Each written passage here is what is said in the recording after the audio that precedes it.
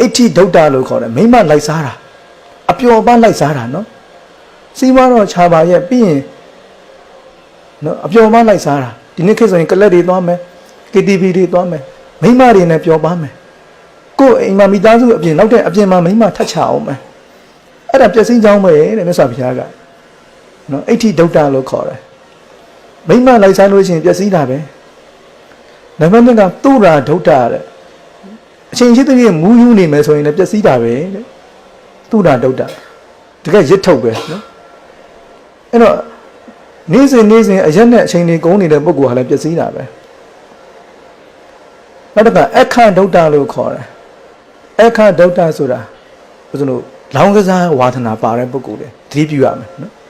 လောင်းကစားတွေလုံနေရင်လည်းဒါပျက်စီးကြောင်းပဲတဲ့နော်လောင်းကစားတွေလုံနေတာဟာလည်းပျက်စီးကြောင်းပဲနောက်နံပါတ်4ကတော့မကောင်းတဲ့မိတ်ဆွေရှိတာဟာလည်းပျက်စီးကြောင်း